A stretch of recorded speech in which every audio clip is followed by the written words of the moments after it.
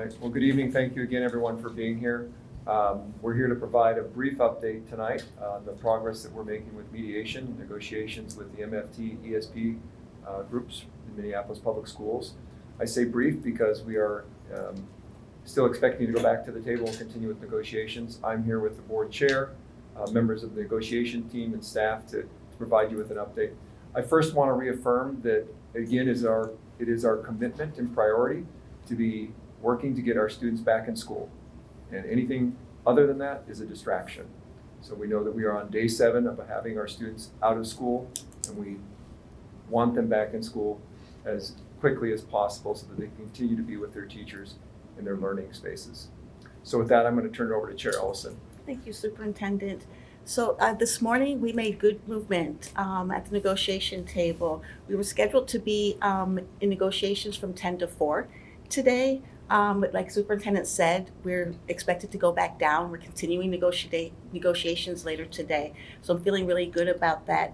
MPS has been negotiating. I know there's a narrative that we are not at the table, but that is just not true. We have been, the negotiation team has been here every day this week, here all day today, asking to work all weekend. We desperately want our children back in school, and that is our goal, and we're working really hard to get there. Specifically, there have been 21 mediation sessions between the district and the union, and like I said, working hard to meet every day. Like Director Caprini said yesterday, we have reached our financial limits, but we're looking at creative ways to meet the needs of our workers. Specifically, we have the contract that we have proposed would see a 7.4% impact on wages for ESPs. For teachers, and a 9% wage impact for ESPs. We're asking mediators to schedule more meetings, to schedule longer meetings, because like I said, we really want to get students back in school. As a matter of fact, this morning, movement looked so good, the district asked the union if we could ask employees to go back to school while the adults continue to mediate to get a contract negotiated. And so that's where we are today. Good afternoon, good evening. I wanted to give some brief information on lost instructional time. I know that's been on the minds of many people. Starting Tuesday, March 15th, when classes had been canceled for 6 days due to the strike, Minneapolis Public Schools did go below the required 165 minimum days for the school year. This is required by our state statute.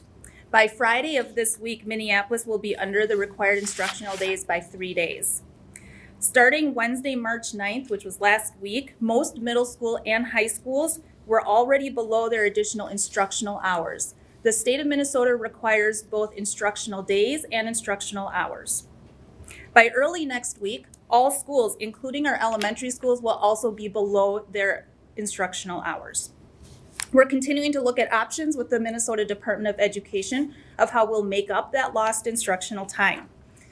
The hours will be a part of a revised calendar that will come to pass once the strike is over. We know families want to know when these things will happen, but these decisions have not been made yet, but they will be made in collaboration with our teachers and our ESPs. This information will be shared just as soon as possible, and we do thank our families and our communities for the patience during this uncertain time. I'll pass it over to Senior Leader Moore. Thank you. Good to see everyone. I've been a member of the bargaining team for over a year. And I know that we've had a lot of back and forth conversations about equity. And what I'm thinking about right now, as we're on day 7 of the strike, is that we need our students back in school.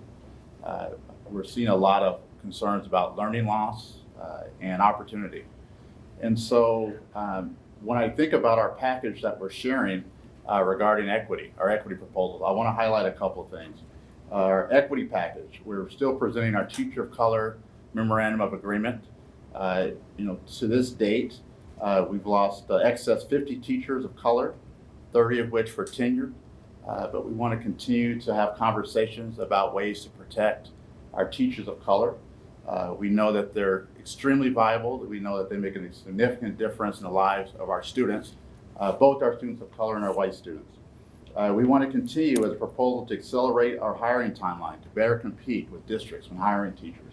We have one of the latest hiring cycles, and so we want to move up the hiring timeline by 4 to 5 weeks so that we're competitive with other districts in recruiting teachers of color. We want to continue with our proposal to do mutual consent hiring to ensure that all teachers that are in schools that are what we consider high poverty, 70% or more free and reduced lunch, that those teachers want to be there, because that matters. So we want to make sure that teachers aren't just placed, but that they want to be in the locations for our students in which they need those teachers the most. We want to excited actually to collaborate on what we call an anti-bias proposal called ABAR, in which we'll collaborate with our teachers, our MFT and our ESPs on equity training. We need to work together developing equity training that will make the difference in the lives of our teaching force, our teachers and our staff. We're also proposed adding mentors of color to support our new teachers of color and our ESPs. And so that's something that I believe we have a shared value on, that we need to commit to helping our teachers and our ESPs navigate our system and when there's challenges arriving. We also have a proposal called Black Men Teach on the table, and I hope we have shared values where we want to hold in 2 schools vacancies for black male teachers, black males that want to become teachers, and so we want to have those teachers in those schools, teachers, and nurture them and give them layoff protections as we build a critical mass of African American male teachers. We know that matters. Our community has said that makes a difference. Finally, our last proposal among many is that we want to provide a recruiting incentive for bilingual, multilingual teachers. We value language and culture in Minneapolis public schools, and so we hope that the union shares our values and that we should be supporting more our teachers who are bilingual, multilingual. I mean, these are things that we believe are critical for our students. In addition to, as we mentioned before, providing livable wages for our ESPs and teachers. And so we value all of our staff, but again, it's critical that we get our students back in school. So just to add on it in terms of negotiations today, we did counter to a couple of proposals for ESPs. We countered around labor management as well as benefits language. And then with our MFT organization, we countered with caseloads in the contract. So those are 2 significant movements that we made today. I also want to highlight, as we have been in this space for 7 days with our students not in school, we've been working very closely with community members and partners to ensure that our students are able to access safe spaces. Our priority, again, is caring for our students, and we desperately want them back in school. But until that happens, we're going to do our part to ensure we get them some resources and opportunities in the community. So a couple of things to highlight. Beginning tomorrow in our middle schools over at Justice Page and Northeast Middle School, we'll be providing opportunities, safe spaces for games and activities from 12 until 3 p.m. We also have programming happening at our high schools, Edison, Henry, and North, where they will be offering in support of the Beacons Network activities for students. And then one of our partners, Project Success, is hosting a day of cooking and personal finance from 10 a.m. until 1 p.m. And again, an opportunity for students to find interaction and support in safe spaces while we continue to work through these negotiation situations. And then finally, encouraging everyone to access our website. You know, we are still maintaining our mental health services, our school-based clinics are still operating, and we have a number of resources online that parents and family members should be accessing to find out how we can take care of our children during this strike that's occurring. So with that, just say thank you again. We would like to get back to negotiations. We'll take a few minutes here to answer any questions you might have or follow-up details. One clarification, when you said that you lost 50 educators of color, Yeah. tell us the time frame. Yeah. Was that this school year or? Yeah, they were excess, so as part of our budgeting process, those teachers potentially would be changing schools and or they may not have a position in the district. But 50 teachers were impacted by our lack of ability to come to an agreement by the timeline that we had set. So it's 50 and then 30 which were tenured.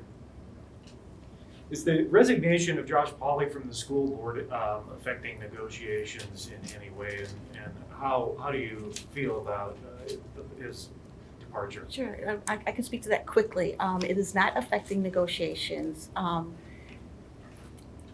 have lost friends who have served on school boards in other communities. It has been a really hard time to be a school board member from the pandemic, mask mandates, CR critical race theory, and then in Minneapolis with the negotiations. And it's a national trend, and I consider Director Polly a friend, and I'm sad to see him go.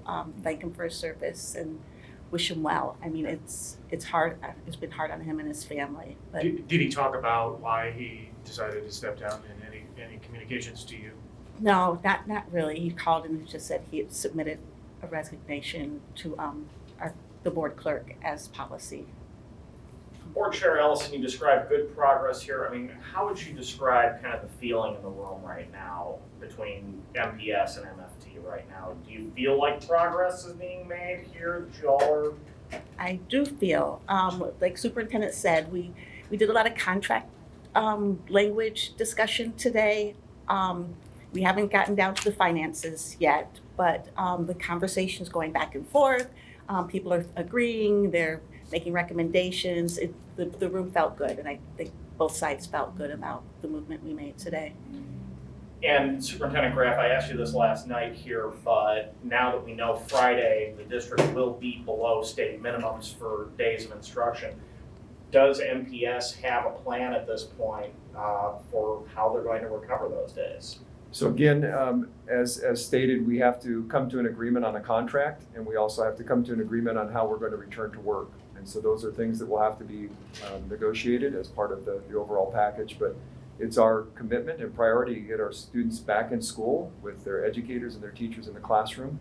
And so I remain optimistic that we'll be back in school soon. Do we have a timeline of what that would look like if an agreement is reached, how soon kids would be back in the classroom? So I think it was mentioned already by Chair Ellison that there's nothing to prevent students from being in the classroom right now. It's part of the conversation that we're having about negotiations and trying to get that done as quickly as possible. So that's the update that I can provide to you. Can anyone say what percentage of education support professionals are people of color, and how does that compare to the demographics of the teachers bargaining unit? Now, I believe that the percentage is roughly 50% of our ESPs, education support professionals, are people of color, compared to approximately 80% white teaching staff, 20% of the teaching staff are staff of color. So again, the equity proposals that we've identified have identified some challenges in the contract that we hope to negotiate so that we can accelerate the number of teachers of color in our district. And so this is what we're bargaining on and hope to reach an agreement on with the proposals that I identified. Do you guys know how many kids or how many parents have pulled their kids out of Minneapolis public schools because of this? And if that is the case, if there's a large amount, that means funds are going away from Minneapolis. What are you going to do about that? The majority of the comments that I've received from families are around wanting to get the children back in school. That's the number one priority, getting our kids back in school. And certainly as we continue to work through our negotiations and get back in school, we'll have a better understanding of what those numbers might look like. But the priority and focus right now has been getting our kids back in school. So you don't know any of those numbers? No, we don't have any information on that. So regarding the conversation over class size caps, is that still something that the district is a hard no against in terms of enshrining it into the contract? And if so, why? Can you kind of walk us through some of the reasoning and conversations behind that? We can get you specifics, but we did submit a proposal that has class size caps in the contract. Okay. And to sort of follow up on something that you said a little earlier when you mentioned that you had said that there's nothing keeping teachers from going back to work, there's nothing keeping students from coming back to the classroom. Would it be fair to say that you effectively asked the union to call back the strike while you continue negotiations then? That happened this morning. Okay, at that the happened table. this morning? Yes, So yes. that was an ask that was made? That was an ask this that morning. some of the negotiation team made to the union today. And how did they respond to that? There wasn't much of a response. It's like with everything else, we'll think, take this under advisement and consider